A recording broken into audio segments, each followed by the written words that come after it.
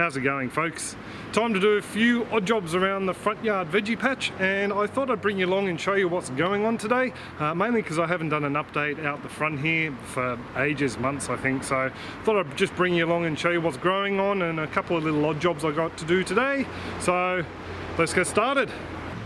So in this first bed here we have some turmeric. It's the longest living turmeric we've got growing in the patch this season. I think because this little area here is nice and sheltered. There was a Chinese elm growing up over the fence line there. You can see I've chopped him off. He's been mulched up and turned into compost already.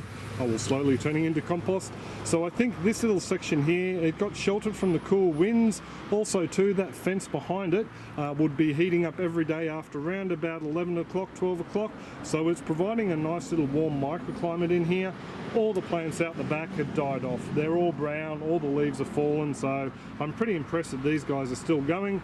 Same variety, and actually the sister plants to a couple out the back, so mighty chuffed with that. This bed has sunk a bit, so it does need topping up. Some point over the next week or so I'll give this bed a feed, but for now I'm just letting the turmeric grow on. Next to it here we have our sugarcane bed. This is a red heirloom variety of sugarcane we picked up at a local garden show. A lot of traffic out here, sorry folks. The girls and I have only hooked into a couple of the smaller shoots. We haven't actually chopped any of the larger ones off, so it'll be interesting to see how much juice they give us. I don't think our juicer, it's a little Breville jobby, I don't think it'll do a very good job of extracting juice from this. We'd like to get access to an auger style juicer at some point in time and run a couple of these stems through just to see what the juice is like. In this bed as well, I'll just move over to give you a better look. Just down here on the other side of the bed we have a Mexican midget tomato from Nathan. Thank you very much, mate. I think there's a couple of deficiencies in the soil in there. We're getting a bit of veining appearing on the leaves, so I think this bed really does need a bit of a top dress with some compost. I don't know if it'll get it today, but it'll get it at some point in time over the next couple of weeks. Here we have our nice little broccoli bed. As you can see, we've got a couple of nice little heads on there. These guys hopefully will be coming off tonight, or at least one of them. They'll be going into dinner, and I have some other plants just down in the corner there that I want to plant out today. They've actually come from a nursery, been a bit slack with starts this year. They'll be going into the bed next to it, which is Kira's bed. She doesn't want me to plant broccoli, but I want to plant them out. As you can see from the side of the bed, the soil has shrunk a fair bit. All the marigolds have died off out the front. They gave us a spectacular display while they were growing. Up the back we have our oldest living Thai basil, or basil. That needs a really good trim back as well, and hopefully it'll live through winter here. We do have some nice little flowers on it at the moment, and it is attracting the odd bee here and there and hoverfly, but yeah, I think it really does need a good prune back. And as I said, those broccoli down there will go into that bed after I top it up with some compost and some horse manure. The next bed along has a mix of broccoli and collie, and we'll get a little bit closer to show you. So in this bed here we have 5 broccoli just around the outside and 1 little collie over the back there, and in the next bed we have the rest of the cauliflower planted out. Now what I've been doing this year is every month or so I've been planting out a new lot of seedlings with the broccoli and cauliflower, and I've got, as you saw before, the last lot of broccoli to go out the front here, and I had some more cauliflowers I planted out yesterday down the back, so hopefully they'll take us through to the start of spring. I'm actually going to be a little bit cheeky and nip on down to the nursery and buy a couple more punnets, because I'd like to see if we can extend it through to summer, see if we can get some sort of production. I'm being stalked by a butcher bird. These little fellas are fantastic. Look after grasshoppers and caterpillars and all sorts of things, but I have a feeling he's after the worms in the wheelbarrow at the end of the beds, so he's waiting for me to shovel out the compost. So these last 2 beds are the first beds I'll be working on today. They're the asparagus beds, and as you can see over in this corner we have a cayenne pepper that still is loaded with fruit, and it's also got some flowers on there as well. So I'm going to cut him right back to see if we can overwinter him for a second year, and Bianca will go and collect as many of those fruit as we can. So these asparagus beds, they basically are going to be trimmed right back. The plants will be trimmed back to ground level. I'll throw in some compost, some horse manure for the worms in the compost to feed on, and finish it off with some lucerne mulch. And then the only other bed that I'll pretty much will be working on today is the Thai basil bed. So I'll get cracking on those guys, and hopefully the guy across the road will finish whippersnipping by the time I'm done, and I'll show you what they look like. Just to give you a closer look at these cayenne peppers, they've still got flowers setting on them. Over the back there we've got a couple that are dried on the plant we'll collect seeds from. but these nice plump and semi-dried ripe ones down the base here are the ones that Bianca's going to be trimming off for us, and we'll put them in the pantry for use later. So I've left a little branch at the back there that has a couple of leaves on it. There's also a little flower just down in there. I'm going to leave that on. A lot of the branches down the back there have little green nodes forming on the side, so hopefully leaves will come out of there just to keep this plant producing, or at least, you know, photosynthesizing, giving it some nutrients, and hopefully it'll bounce back as soon as the weather warms up. Now all I've got to do is just pull these weeds out and trim this guy back, just all the old dead growth, and I'll put that out the back and it can go in the next bunch of compost and feed the top of the bed up. This other one over here has got a couple of female plants in it, as you can see, a couple of berries in there, so we might end up with a few more asparagus popping up around the place just as volunteers. Always a good sight to see. Anyway, I'll get into it.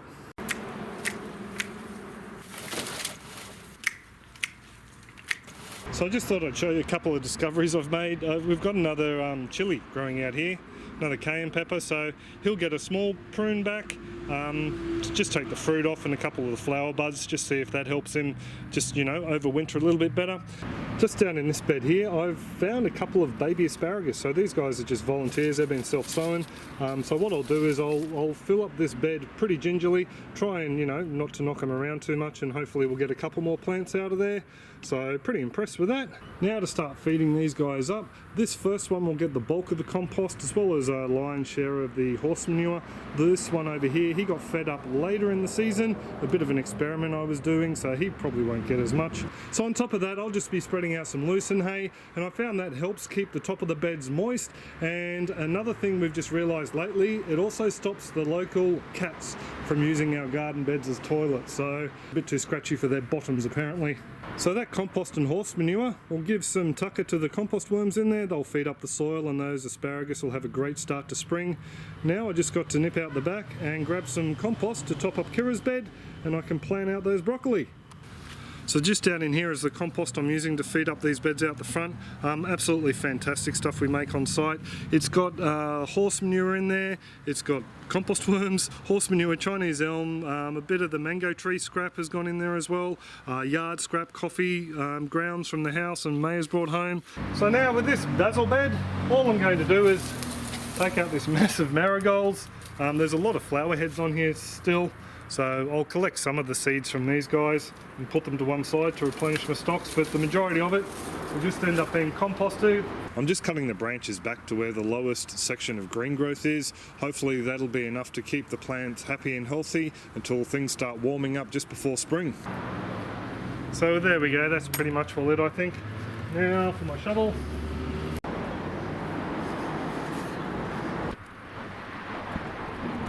So into here I'm going to plant my 4 broccoli. I might go one up the back there, one down the front here, one here, and then one over here. I think that should do it, and then we'll lay on some lucerne mulch around the top of those guys. So just planting out these brassicas, I like to firm them in fairly well. Brassicas like a nice firm soil. I like to hill it up a bit and then just push it down in, firm it in, and that should do it. Also too, being a wicking bed, generally we don't water from the top. We fill up the little fill tube down the back there, and the water wicks up from the base. But because these are new seedlings, obviously their roots aren't very far down into the soil, if at all. They're probably sitting on top of that compost. What I'll do is for the next week or so, I'll come along and just give them a water every second day, just with the watering can, and that'll help them get well established. Now, just to fill in the gaps, because it is very gappy in here, I'm just grabbing some of these basil flowers, the dried ones, sprinkling them around, and also some of these marigold pods with the marigold seeds, and I'll just sprinkle them randomly around in here as well. Many won't come up, a few will. We can always weed them out if they get a little bit too thick. Now on with the mulch. So the battery ran out while I was putting the mulch on, but you know, you get the idea. The mulch is on, those plants will be watered a little bit later, and yeah, I'll come back in the next couple of days and just top them up again. The last thing I really have to do out the front here today is harvest these broccoli. So these are the 2 broccoli that are ready for harvest. This one here might actually stay on another day. His heads, the little flower buds don't look like they're opening. This one here, starting to see a little bit of the yellow from the flowers starting to form and open, so he'll come off now and go into dinner tonight.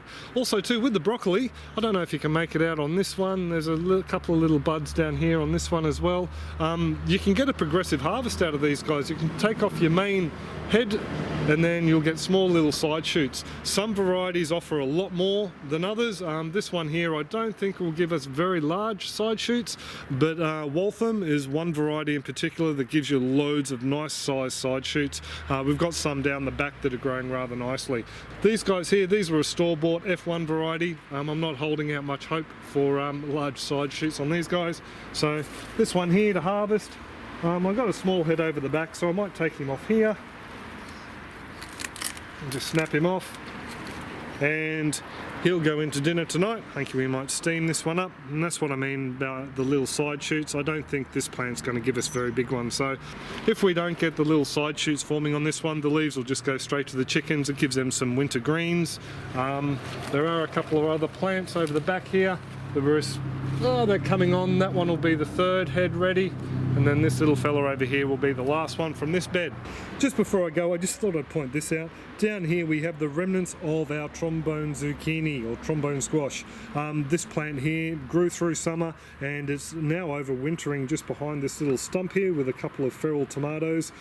We got some really nice looking fruit off this. Not the best flavoured winter squash when you let it mature, but yeah, it's still a stomach filler. We've put it through curries and stews and that sort of thing. I don't think I'll be going out of my way to grow these guys again. If this one matures, fair enough, we'll get some more fruit off it. I think next season when it warms up a bit, we'll go back to our blackjack zucchini. We always have a good luck with those guys, and actually wouldn't mind trying them out in the aquaponics. There you go folks, there's a bit of a look at the front yard veggie patch. It's very long overdue, I know, sorry about that.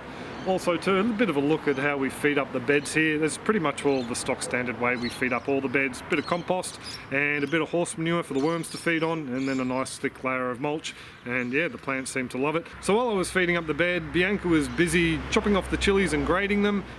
We've sorted them into 3 lots. There's some for seed, some that are already semi-dried that we'll probably just chop up and put in a jar and add to chili paste as we need them, and there's some nice fresh plump ones, some green ones in there as well. Those guys we might make up into a chili paste, a wet one, and store it in the fridge, or some of them are definitely going to go to mates who like chilies as well. So pretty impressed with that little harvest. I did have a couple of other odd jobs I wanted to knock off today. I've got a bed with ginger and turmeric down the back that I wanted to harvest, but it's just getting a little bit too late and chilly, so hopefully I'll knock that off tomorrow and post a clip at a later date. Just quick little mention, if you do like this sort of stuff, you know, growing your own food, aquaponics, aquaculture, raising chickens in your backyard, feel free to subscribe, and whenever I post a new clip you'll get a little notification and you can come along and have a bit of a look at what's going on. Also too, on my homepage there is a little sidebar full of all the channels that I follow. Some are Aussie, some American, some Canadian, some in Europe. Feel free to check them out as well. There's loads of great clips being posted all the time on urban farming, homesteading and that sort of thing on YouTube. You might find some other channels that you like, so suss them out. Other than that, I'll pretty much will leave it there. Feel free to leave any comments, questions or suggestions in the comment section below, and I'll get back to you where I can. Other than that, hope you all have an absolutely fantastic weekend or week, and I'll catch you next clip. Cheers folks.